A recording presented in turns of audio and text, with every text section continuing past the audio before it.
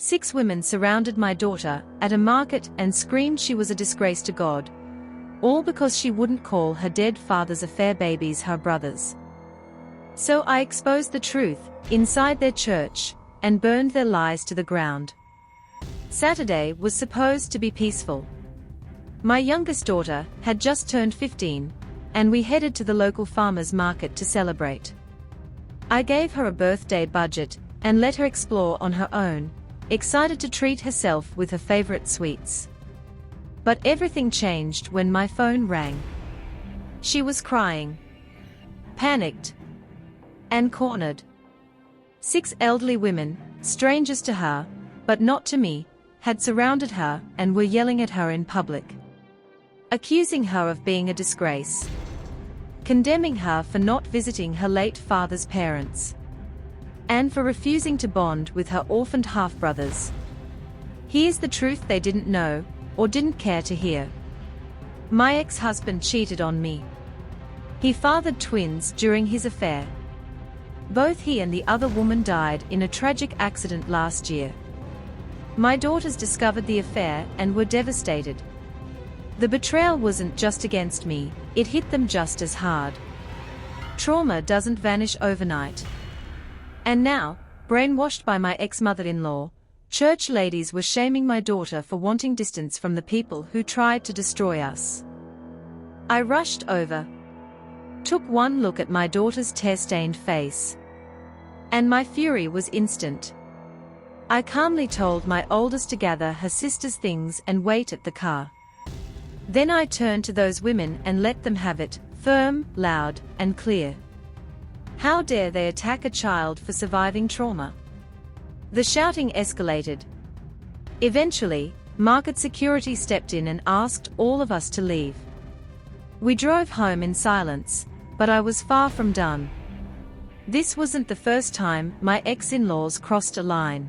That night, after my girls went to bed, I messaged a friend from that same church, one of the only reasonable people left there. He told me what had been going on.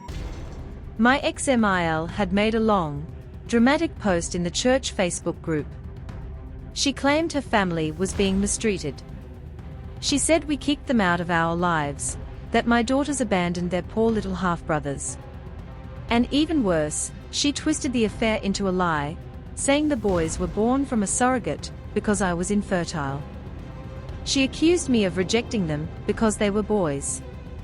It was a disgusting narrative built to win sympathy. And it worked, many church members believed her. But what she didn't know was, I had proof.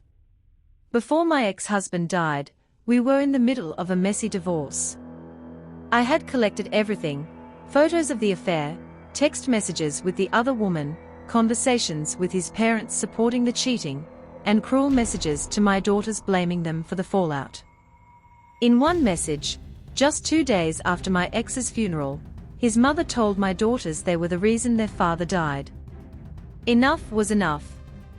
The next morning, I printed every piece of evidence in high quality, bound it in booklets that looked just like the church's hymn packets, and titled the first page, "The True Story of My Ex's Name and His Mistress." Right underneath, a photo of the two of them making out in our living room. I quietly dropped these binders off at the church before service. No drama. No announcement. But by Sunday night, everything had exploded. The church group was on fire. People were shocked, outraged. The same members who had blindly supported my ex-in-laws now turned on them. The pastor had to lock down the comment section after things got out of control. And the hypocrisy was exposed. They praised purity and honesty, but were defending lies and emotional abuse.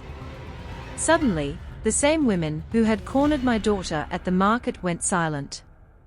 I started receiving letters at home. Apologies. Messages of regret. One even invited me back to church, claiming I had been misunderstood. My ex-Mil.